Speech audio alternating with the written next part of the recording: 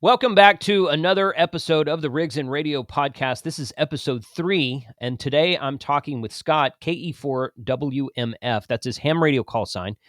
He is a gentleman I met at a ham radio show in 2023, early 2023, and he has one of the coolest mobile radio setups that I have ever seen.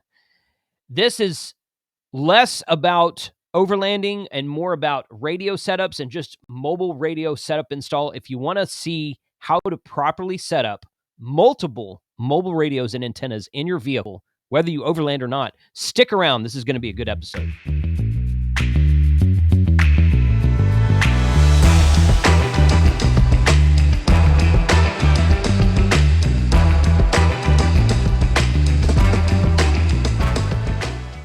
Okay, well, thank you for joining. Welcome back to another episode of the Rigs and Radio podcast. This is actually episode number 3, so we're getting started here, and I've got some really fun stuff planned for future episodes. But today we're talking to Scott, KE4WMF, who is a ham radio operator. Now, as I've said before, I'm a ham radio operator. I have been for almost 30 years, and we do a lot of ham radio topics on the channel, but the channel itself is about overlanding rigs and whatever radios you have installed. So sometimes we're going to talk about ham, sometimes we'll talk about GMRS, and sometimes we'll just talk about what 4x4 off-road rigs you have. But today I've got a special treat for you. I met Scott at one of our largest ham radio shows last year in Orlando, Florida, and he had his vehicle there on display for people to walk through. And I'm like, when I decided to start up this podcast, I'm like, I got to get this guy on here because he has the cleanest and most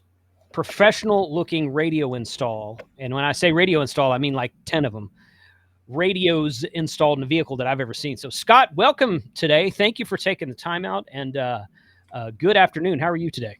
Oh, thanks for having me. Yeah, everything's going really well. 10 radios. That's an exaggeration, just a little bit. Yeah, you have more than 10 antennas, I know, but I know some of those, like I think you have a VHF, UHF antenna and an HF antenna all on like an 857 or something like that. So, or like all mode VHF antenna, and on a Yaesu FT857 where you have multiple bands, of course. So something. Yes. Okay, good. Well, tell us a little bit about yourself. Tell us how you came up with the idea for this vehicle. And I'm going to show the picture of this vehicle here in a second. But just tell us how you got started in this and what you do with it.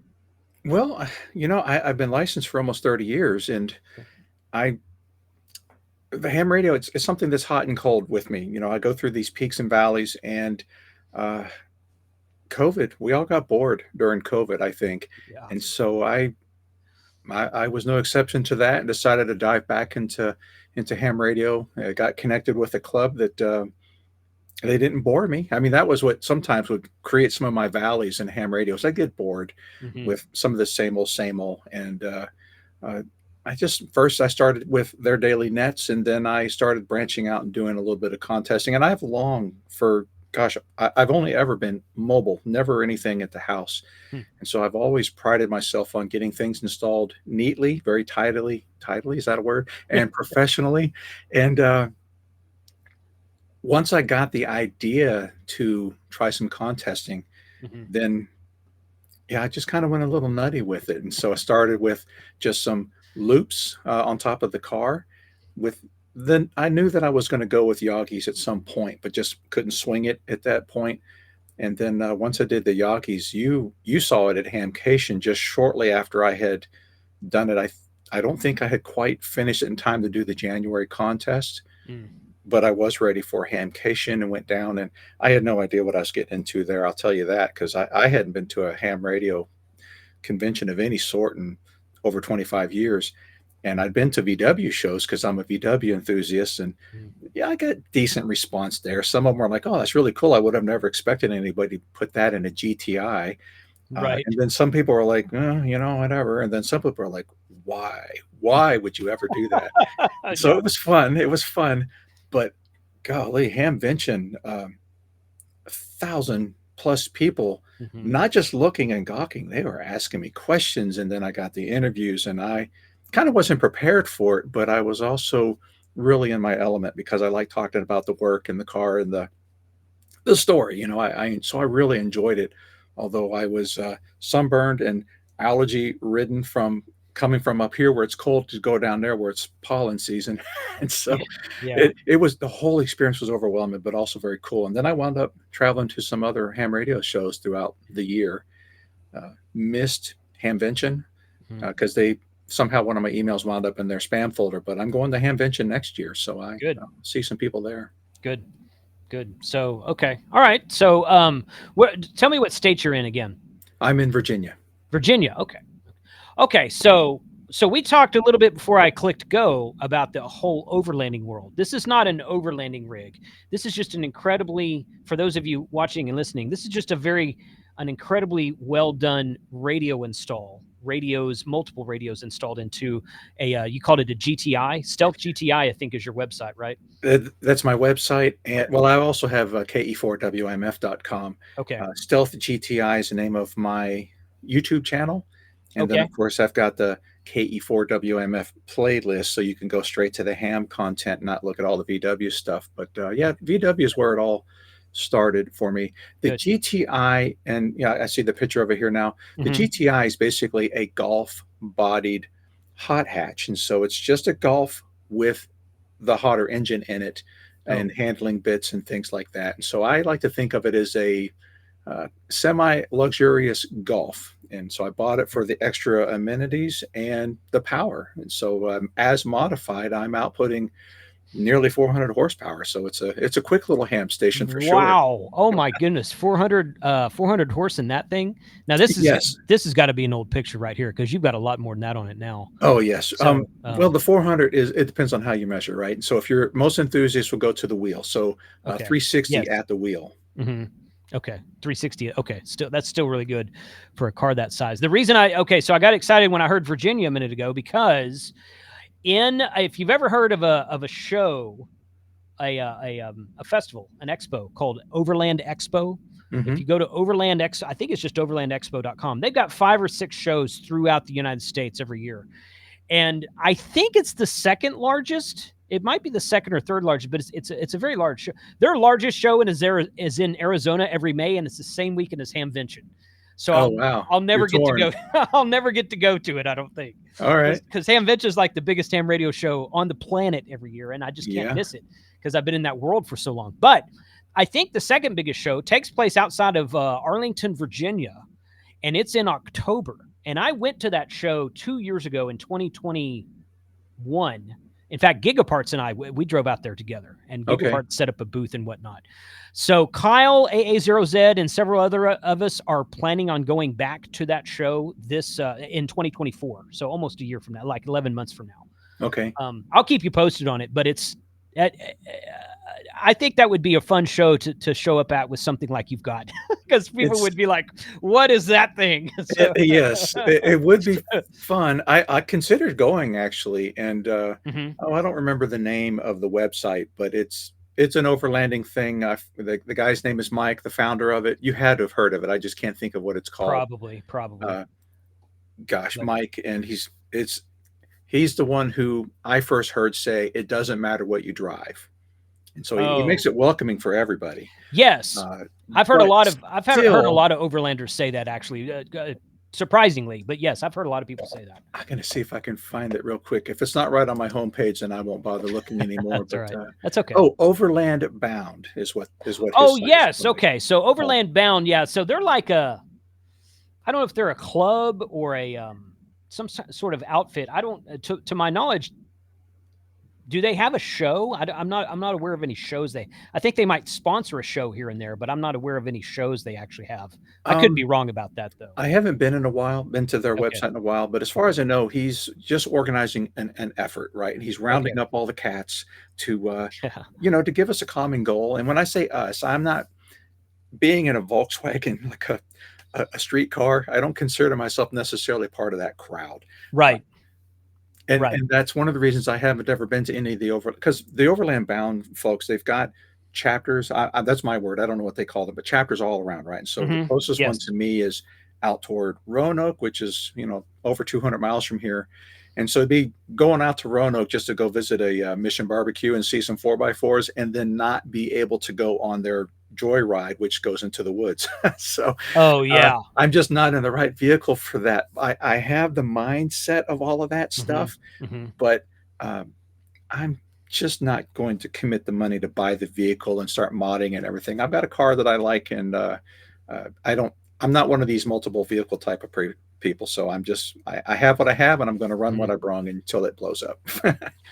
Well, you know what, I'm the same way. I have an F-250, a Hmm. four-wheel drive F-250, and my truck is considered to be large and heavy and old because it's a 2004. But overland guys think it's old. So I'm kind of in the same boat on the other end of the spectrum because mine will go a bunch of places, but I can't go to the really tight corner places or Yeah, stuff like that. I was So, going to say probably really good in the desert and in the mud and things that you mhm. have out there in Texas. I'm from Texas, your area, by the way, Okay. and but out here in Virginia, where it's hills and rocks and muddy climbs and stuff, I don't think it'd do so well because it's so heavy. Right, right, exactly. But there's a couple of guys out there with an overland channel that have full size Dodge trucks, and they're big into overlanding. And I talked to them a little bit, and they're like, "Dude, you're not too heavy. You just have to know where to go." I'm like, "Okay, Sure. well, yeah, that's fine." So here's a little bit more updated photo of now. Okay, that's a loop on the top there, is it not? No, it's a Yagi. It's It's a a Yagi. Okay, now okay, this particular photo is not. This was the last operational one that I did. So this was the okay, June VHF contest, and okay. so my loops are not on the car. At the show, you saw 3 loops in addition to Yes. all of this stuff, and so these are Okay. Yagi. So the top one is a 6 meter. It's called a Moxon, and Moxon. so Yeah. Hmm. it's basically a 2 element folded Yagi. Hmm. And then I've got the 6 element 2 meter below that, and then a 15 element 432 beneath that. Do you drive down? Is that like extended because you're parked, or do you drive down the road with it that high? I drive down the road just like Okay, that. There's no extensions or anything. That's just the way it is. that's just the way it is. And, Oh wow. later on, if you don't already Yeah. know, I did have a internal failure of the roof rack, and so that's all been removed now. So, Oh, and I don't remember if you saw the pictures of what I'm doing now. I don't know. I don't know if I did or not. So I don't know if that was in the stuff you sent me or not. But that's a great picture right there. I like it. But good. Okay. Well, let's talk. Okay. So how many radios do you actually have in? I mean, I get okay. It's an ever-changing monster, right? People ask me, "When's your ham shack going to be done?" And I'm like, "It's never done. Never, It's never never it's done. never finished."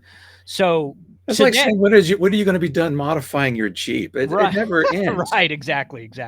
So how many radios do you have in it today? Depending on how you count, the ones Hmm. that I can actually put a microphone up to my face and talk on, Yes, I guess technically that'd be four. So I've got 4. Okay. the ID 5100, which is a dual band, so two sides of the radio. I've got the FT 857, which all bands, all modes, but only one display. I can only do one band at a time. Right. Oh, there's Yeah. kind of a look at what I'm Yeah. doing. There you go. Okay. So that's what I had to do. I took everything off, not everything, but I took the tower off of the car, and now I'm experimenting with it on a So trailer. this is the latest. This is your latest modification. Sure, this photo Okay. was just probably taken 2 days ago. Oh wow. Okay. And Okay. so without the trailer, what you see Uh-huh. on the car right now in that photo, that's how I Uh-huh. drive almost every day. And then when I know Okay. I'm not going to talk on single sideband nets for a little while, I take off the loop module, as I call it, and then I just have the four antennas at the corners that I drive around with. Okay. That looks like an ATOS there on the in the center. Front, yeah, that's a front right. And Front. so Okay. Okay. that is not properly bonded to the car. And so I can't tune 40 meters on it Oh. because it's not bonded right. But I Hmm. can tune everything else. And so that's kind of cool for, well, right there on that road. That is a threefer location for parks on the air. And so if Nice. I want to stop and activate, I can Hmm. at an Okay. instant's notice. And then also without the trailer, I can plug my Scorpion back in and have 20 and 40 meters going simultaneously if I want. Right. Okay. All right. So you mentioned the ID 5100, which I actually have myself. That's in my Mhm. truck right now, and then an 857. What else? I've got an FT 891, which I consider to be my primary HF rig. Okay. And that one is interfaced with the Scorpion on the rear hitch when it's mounted Hmm. and the 6 meter loop when it's mounted. And so if I don't have the loop module mounted or the Scorpion, Hmm. the 891's turned off because there's no antennas connected to it. Yeah, Gotcha. and there you can see the 891 off to the right side of the center console there. Yes, right And above so the MFJ controller. I call that um, my HF stack, if you will. And Hmm. so everything on that little centerpiece there has to do with operating on HF. And Okay. so yes, the HF. What did you call it? You call it, it's a screwdriver antenna controller by MFJ. And so that's what I use with the Scorpion. Yes, the eight. That's a. It looks like a Yaesu ATOS. It's the Yaesu screwdriver antenna. ATAS. It stands for Um, something. Automatic tunable something something antenna yes, automatic system. tuning antenna system, Right. but Yeah. that's not interfaced with that because the ATAS is completely automated with the Yaesu radio. So Yes. the ATAS is connected to the 857D off over by the driver's door. Okay. So you do HF on both of those then? Yes. Okay.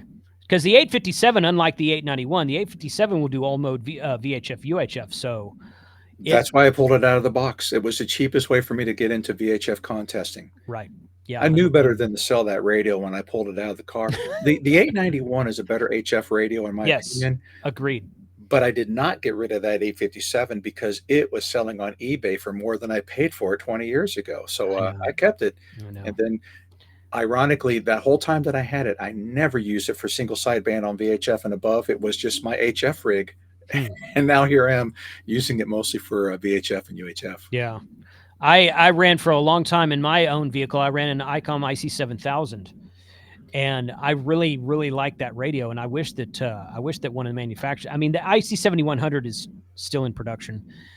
I don't really care about the D-Star aspect of it. Mhm. I mean, it's got VHF, UHF, all mode, and HF, but I mean, Yaesu doesn't have anything like that anymore. At least not what I would call mobile worthy.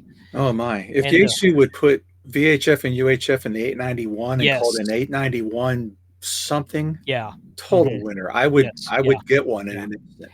I think that ICOM should come out with something called an IC7050 between the 7000 and 7100 and make the same thing that the 7000 was, but updated for 2023 to include VHF, UHF, all mode, and all that internal tuner, internal sound card, the whole 9 yards. Leave out the D-Star part of it, and just have it to where it's because the 7100 is not. You can't attach the face of the radio to the radio itself. It's a remote mountable only. Right. So and then which is not a huge deal, but it does limit it a little bit more than the 7000, the 857 did. But yeah, Well, it also limits what you. For example, my radios are all mounted flat to a dash, right, and the 7100 you can't necessarily do that with. correct, You can, but it's just not flat, right? It's right, you got to angle it down a little Yeah. bit so that you can Mhm. access the buttons that are on the flat part. And right. I ultimately chose the 891 because I liked its fit and form a little better. Yeah. No, I don't blame you. I sounds kind of funny, but I have an 891, but it's not in the truck. And the only reason I somewhat refuse to put that radio in the truck right now is because everybody has that radio. Yeah. Because there's not really another option that's in production today. That's better. That's a better mobile 800-watt mobile HF radio. That's really the I best see people option. putting what you would consider to be a small home radio in their vehicles. I'm seeing the 710 in vehicles now, the 991. I know somebody who, when he was contesting in Texas, he had two FT991s in his vehicle, and one of them was his 6-meter rig, and the other one, let me think about this. He had one that was his dual band VHF UHF rig. The other one was 6 meters, and he used the HF output side of it as an exciter for his transverters. This guy was running an unlimited class vehicle, and so he ran everything up into the microwaves off of those two radios. Oh wow, that's crazy. Sheesh. Oh, this is cool right here. So yeah, that's so I think I see some Lido mounts in there. Is that what you're using to mount some of those radio faces? No, actually, those are ProClip USA. Oh yes, okay, I'm familiar with them.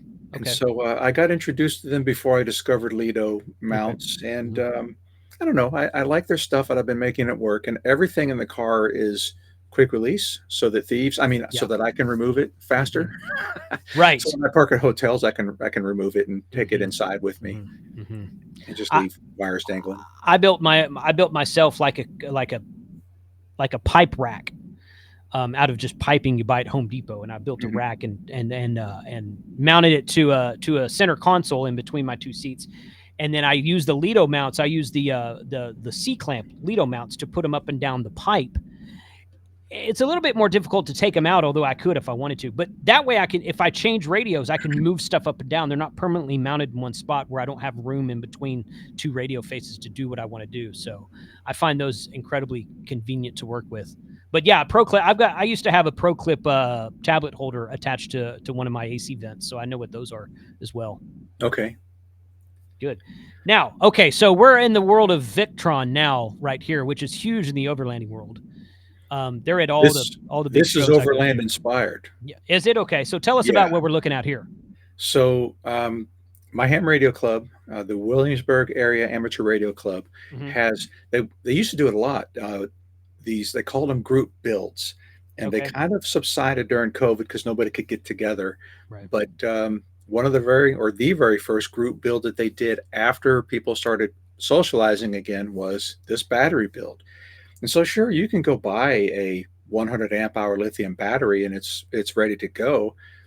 But in my case, I wanted something that was um, slender, so I could fit it under this panel. Okay. Because this is just what's in the VW community, we call this a rear seat delete. And I know that I've seen Forerunners do it, I've seen Jeeps do it, but they do these things where they take the seat out and then they create a storage space. It'll be like a cargo platform, and you can open the doors and access what's underneath it. And so this, again, very overland inspired. That's a door there. You can see the hinge there in the right side of the photo. Yes. And so that closes. And so I needed something low form, shallow mount that I could put in there. So I went in on this group build thing. And so this is a 100 amp hour LiFePO battery with a 120 amp BMS. Okay. And then to charge it, I have the Orion, the Victron charger. And that charger, it does three things. A lot of people don't think about this, but obviously it goes through all the proper stages of charging.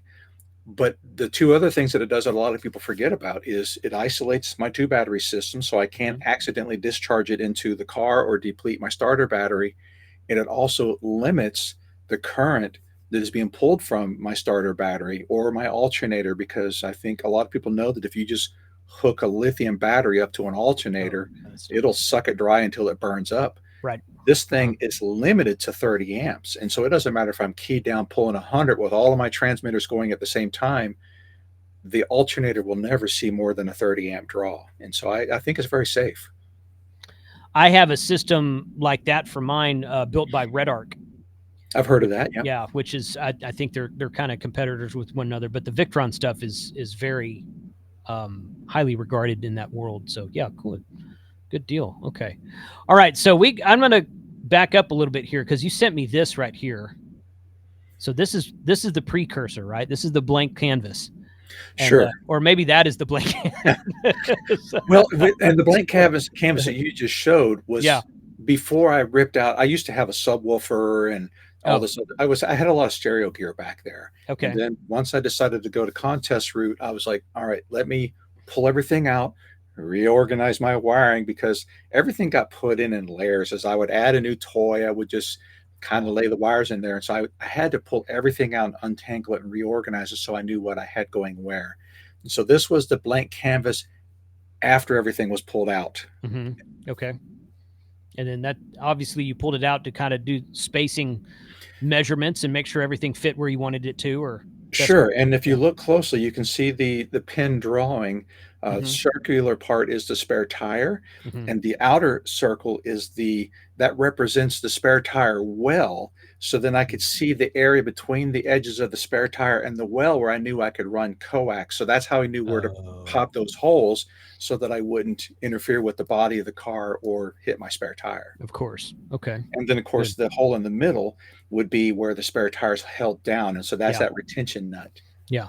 Now, what is this device in the middle here in the back? The thing that's marked TGE. What is that? I don't use it anymore. I Okay. took it out, but that's called a super booster. Think to the days of lead acid, right? And Hmm. so lead acid batteries, they the voltage on them falls off kind of fast. And modern radios, ICOMs in particular, were my first radio, where when that voltage gets down below, say, 11.5 volts, it just shuts off.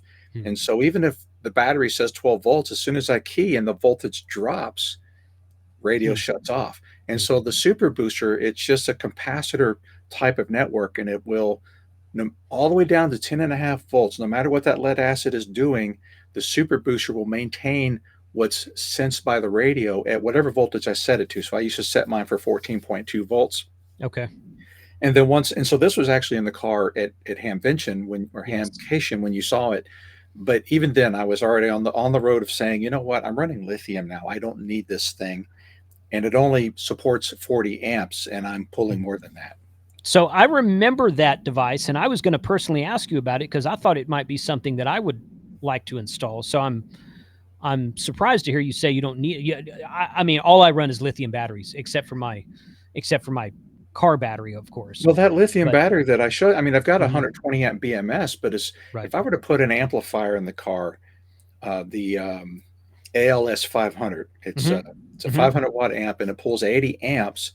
Well, if I do that, then I'll go ahead and throw in a 200 amp BMS because the LiFePO battery will support that. And so if Yes, it will maintain voltage at 100 plus amps, then what do I need a super booster for? And so that's I just true. run it straight off of the battery now. Okay.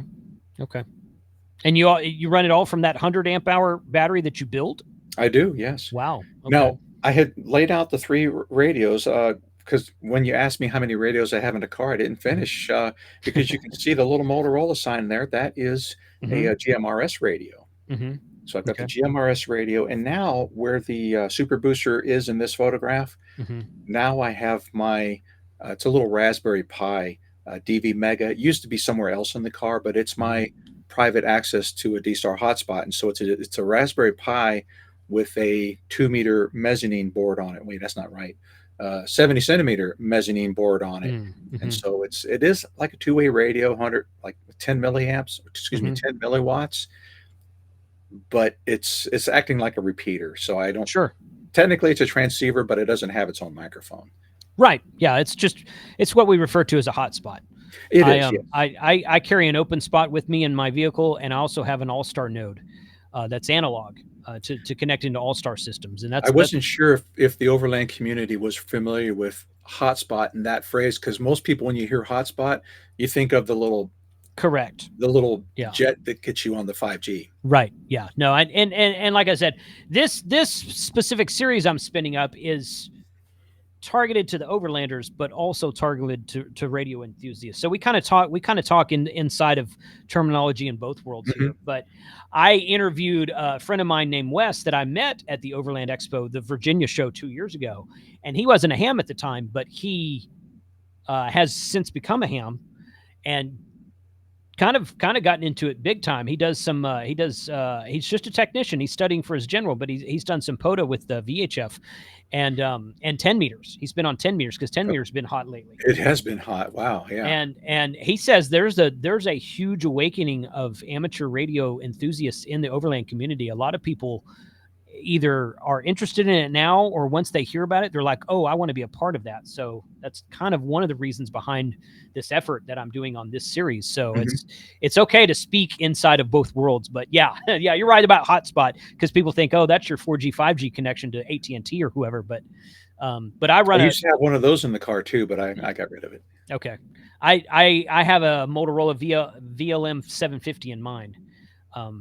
But which is a 4G hotspot, but or 4G internet connection, I should say, Mhm. mobile modem. But okay, all right. So these are still old pictures because you still got the booster there.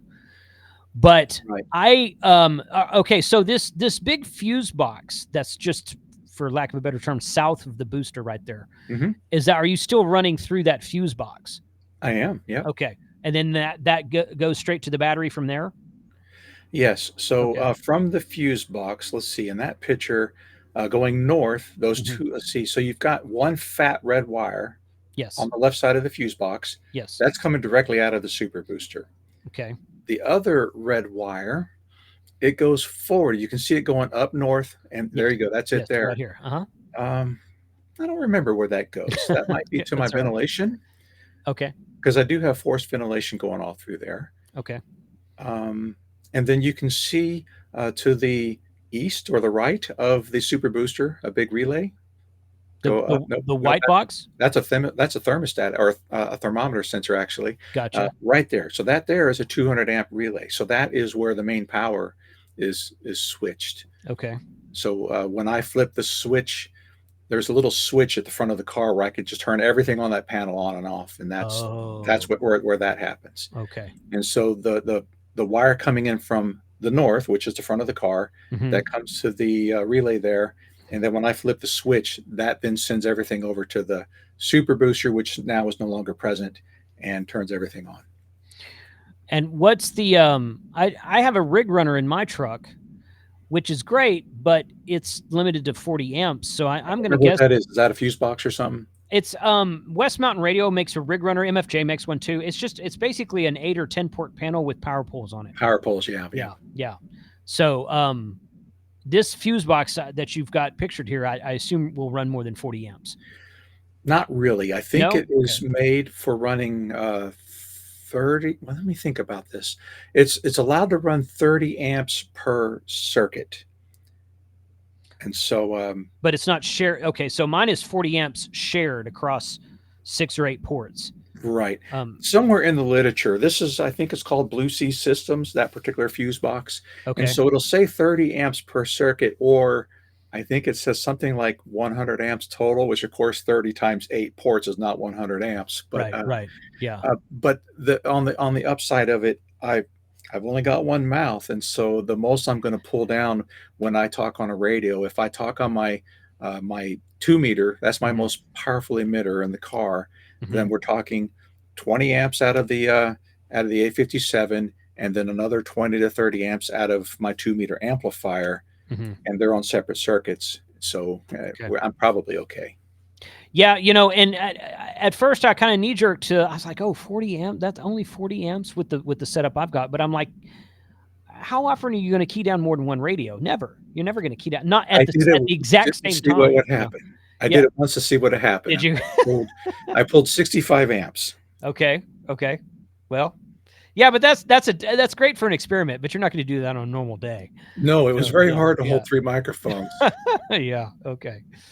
All right. Good. Well, there's a good. Oh, that's a good close-up shot of that fuse box right there. Yes, yeah. Okay. Good. And then okay, so this thing on the far left here is your relay. You said Yes. a 200 amp relay, I think you said? 200 amps, yep. Okay.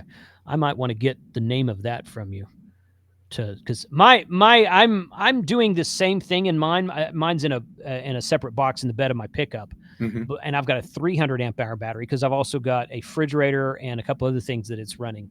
But it's in the very early stages. It's not. Before you click that next, let me show you something else. See Sure. the white thing up there to the left? Yes.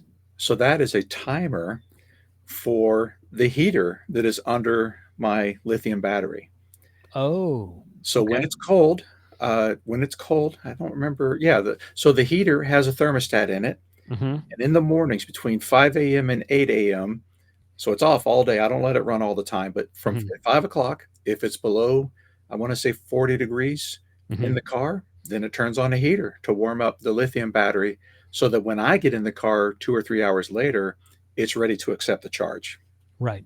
Because cold lithium won't charge. Right. The BMS will Correct. shut it off. Yeah. Yes. Yeah. If it's built correctly, that's great. Yeah. That's a big thing right now that I've been reading up on. Is like some of these cheaper batteries don't have low temperature cutoffs. Mm-hmm. But I mean, if it's built correctly, then obviously it'll do that. But that's not always the case. Okay. Well, that's good to know. Okay. And high temperature cutoffs, because let's face Yes. it, the inside of a car gets pretty hot. Yes. Very true.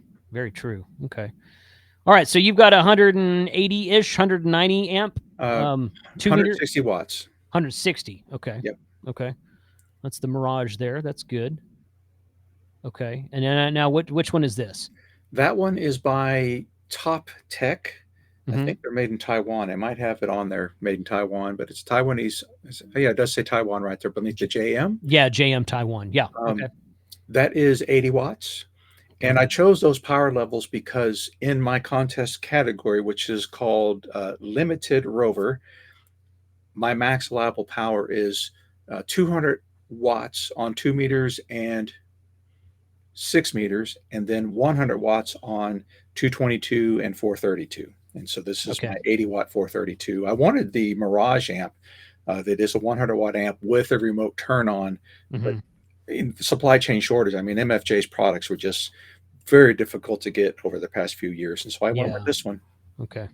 Do you have a 220 radio and I don't. I okay. would have to do that with a transverter, and Yeah. so that Hmm. will come eventually. And funny thing here is, I do still want the Mirage amp, so I might put a Mirage amp in this place, and then if I really want to be silly, I could run my GMRS radio through that and have 80 watts on GMRS. All right.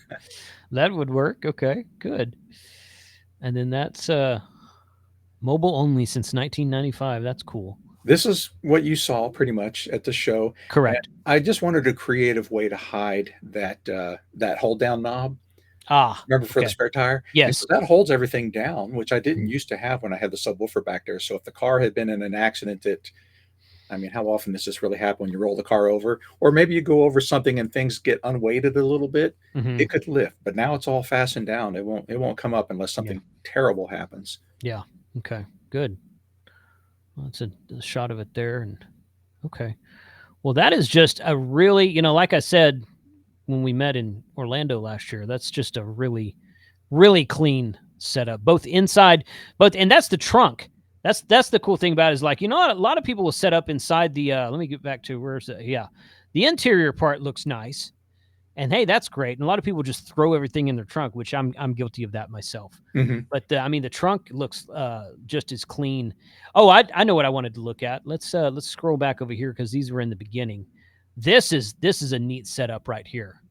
Yes. So yeah, tell us. So what we're looking at for those of you listening on audio, what we're looking at is the coax pass through in his rear driver's side window of the rear driver's side door that Mhm. comes down from the antennas on top and goes inside. So tell us about this right now. I mean, is this custom or did you buy this or where did this come from? Oh no, totally custom. That's what I I got thought. my Yeah. hands on some I think it's 3/16 inch.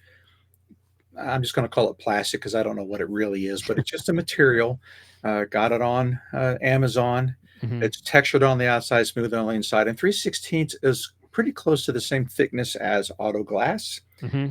And then I used to have, what are those things called? The WeatherTech deflector things that would go in the window, so you can roll your window down a little bit, and then Right. rainwater wouldn't come in. It was those things, whatever they're called, Yeah. wind deflector or something like that. So I Hmm. used that as a model to cut or to trace the shape of the glass onto this plastic, Hmm. and then cut it to fit. And then the pieces beneath the ports there, where you can see the little screws going through, Yes. that's just 1/8 inch thick. It's just sandwich material to have a place for the glass to go up in, so that Gotcha. the plexi doesn't fall off of the glass. So is it bolted through the glass? Not at all. It's just a Oh, sandwich plate. Yeah, those it's just sandwiched together. I So the see. So glass is right above those screws, gotcha. maybe by like a Okay. quarter of an inch higher than the Okay. screws. Okay. Okay. All right. Good. Huh. So you could probably, I mean, whenever you get ready to sell the car, get rid of it or something, that would probably just all come out really easily. Oh yeah, yeah. I took Yeah. it out recently. I don't remember if I showed you a picture of, very recently the car. I had all of the roof rack and everything removed for inspection because I was inspecting for rack damage from the tower. Hmm. That's why I took it all off. I found damage, but I also had taken the car to, where did I go? I think I went to St. Louis. I was supporting a bicycle tour. Uh-huh. The car was going to be left parked in a parking structure for a little bit, Hmm. so I didn't want to draw attention to it, and so all of this stuff came out very quickly. That, because of all the coax, was still in the car, so I just got the panel out of the window, Hmm. put that whole big thing on the floor, and then rolled the window up. And so Mm. I can take it out in seconds. Good. Oh, there it is right there. Is that a Wii Boost antenna there on the back? It is, yep. Okay. In fact, that one there is, the older model. Now I have the latest one that's more effective. It's supposed to be twice as effective or something like Yeah. that. I think the older model is the one I've got. I bought it at one of the Overland shows last year. They were running a 25% off sale on it, and I was like, the whole thing together on a normal day is about $500, and I'm like, 25% of $500 is a lot of money. So let me go ahead and buy that now. I So did get the new one on sale of some sort. okay, yeah, So yeah, it too is listing for around, I think it might be listing for over 500. And so I yeah, might have paid just a hair under 500 for it, yeah, yeah, which yeah. the fun thing about why that's even there, Hmm. I bought that prior to my mother passed away in 2020, Hmm. and people we couldn't travel really. Right. And she died in California, and that place was locked down pretty good. Oh yeah, And yeah. so, but when we got to go take care of some things. Hmm. My wife and I went over there to retrieve her cats and to take care of some effects over there. Hmm. And we knew that places were not going to be open. I got the Wii Boost because I knew that we'd be driving through desert and isolated areas. Hmm. And so here I am in my little car with a Wii Boost antenna on it. Hmm. And then you might have noticed a Dometic refrigerator behind the driver's seat. Yes. We knew that we weren't going to be able to eat in restaurants and things like that. So we packed Yes. food, and Yeah. that was how we sustained ourselves Hmm. during the trip.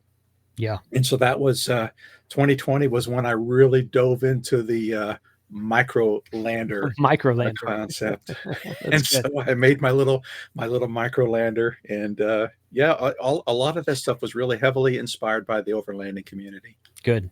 Good.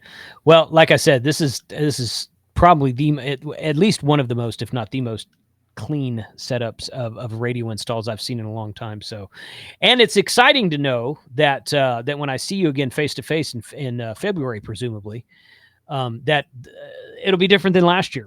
So you've made some progress on it. You've got the trailer with it now, and it's going to be a totally different setup. So we're going to have to get an update from you on that Oh yeah. Well, when we get I've been there. road So testing the trailer, and so okay, that picture there was taken, like I said, about 2 days ago. yeah, Broke something on it, and so the picture's actually been photoshopped there.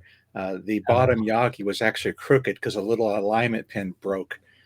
These Yagis, you can get them with quick release mounts so that you can take them off faster.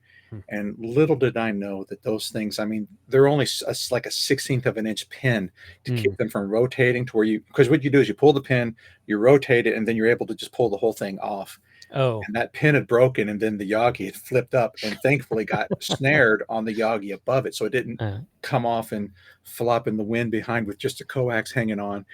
And so I wanted this picture. So I went ahead and in this picture, there's actually a bungee cord holding it in place, and it's held down and it's crooked. And so I fixed it in this picture. oh yeah, And then okay, I went ahead and drilled out all those holes for quarter 20. And now the quick release function is gone. But the thing I like about it is I can undo all those bolts and take the Yagis off. But when I put them back on, I don't have to figure out the spacing all over again. I don't have to realign and re-aim everything. It all just bolts right back onto the plates. And so it's not quick release, but it is still very convenient. yeah. And I took that for a road test today, and that worked much better. I just noticed the little sign on the back of the trailer that says undersize load. Yes. That's Now good. I've had that sign back there for a long time because I usually have much smaller loads back there, and it's sometimes people don't get it. Like somebody asked me, they saw this picture and I'm like, "Is that back? Do you have to have that there for the antenna?" And I was like, "No, no, no, No, no." that's a joke. The Yeah, yeah. the undersized load though is really funny if I'm able to park beside a truck at a truck stop that has the oversized The load oversized load, banner. yeah, Then I yeah. take that picture and it's That's hilarious. good. I haven't had that opportunity with this car yet, but with Okay. another car I did. That's funny. Good. Well, hey, man, I appreciate your time today. Like I said, this is a very nice looking setup, and I'm excited to see it again in Orlando in February. And I hope that we can get together on some stuff if you want to continue the micro landing trend. Which is a cool term, by the way. That's a great Yes, term. yes. So if you want to continue that, I'll let you know about some events we're planning next year, and it'd be fun to come to some events. It'd be fun to go on a POTA with you sometime for sure. Sure, sure. But it'd be fun to come to some events that are not necessarily ham radio events where people are going to look at that and be like, "What are you doing?" Yeah, yeah. It's, the funny thing is I joke about getting a larger vehicle. Why Yeah. are you in such a small car? Mhm. And I say, well, I think about getting something larger, maybe like a Crosstrek. um, but I don't know. I just like small cars, But Yeah. even if I were to get, say, let's say if I stuck with the Volkswagen brand and I went with a Tiguan or something gigantic like an Atlas, which of course in your world is still pretty small. Yeah. Everything that I have in my car is very easy to just move right into another hatchback. I Mm. can do the whole fake floor, force ventilation, everything the same. And so I've built it to be pretty modular. Mhm. And yeah, odds are if I do get this car, I don't know if you know this, but this car it's just crossed over 200,000 miles. And so one of my recent videos Mm. is the 200,000 mile anniversary. Oh, nice. And Yeah. I want to keep driving the car, but let's Sure. face it, they don't last forever. And so No, but I a get Volt. something new. I mean, 200,000 miles on a Volkswagen's not that much. They last a long time. They can. Yeah. I mean, if There you are get so take many. care of them, obviously. I don't know how often you might see some haters on your channel. I know that Mike K8MRD, Yeah. he pulls some of them out and makes fun of them. I get them from time to time, and it's usually people who drive, say, like a Toyota. And there's Yeah. nothing wrong with Toyota, by the Yeah. way. I Yeah. think they're fabulous and Yeah. legendary Mhm. in durability and reliability. And they're the ones who come. They're like, "Oh my gosh, I can't believe you had to replace injectors. I've had my Toyota for blah blah blah blah." And it's like, look, dude, you're hardly even driving the car. Right. You're Right. driving 10,000 miles a Well, year. Of course, it's going to last. yeah, yeah, and I'm like, and I just crossed 300,000 miles on Mhm. my V10 gasoline powered F250. Check out is that a Triton engine? Triton, yeah, V10 Those Triton. things I hear are bulletproof. Yes, yeah, they're supposed to last 500,000 miles. Okay. So I'm just over 50% there. But I go to these overlanding shows and guys are like, "Oh, that's an old truck." But then I start talking about how many miles I got, and they're like, "Well, my Toyota's got 400,000." I'm like, "How are you putting 400,000 miles on a Toyota in 2 years? You're not. You've got a 1995 Toyota you put 200 or 400,000 miles on, and that's great. But why are you guys looking at me sideways that I have an old truck?" Yeah. When you're like, "Well, I could do that with a Toyota." Yeah, but you're 20 years older than or 10 years older than I am. So I don't know. It's kind of a conundrum The about. car that I replaced with this Mhm. GTI, it was a 98 Volkswagen Jetta with Uh-huh. the turbo diesel. Mhm.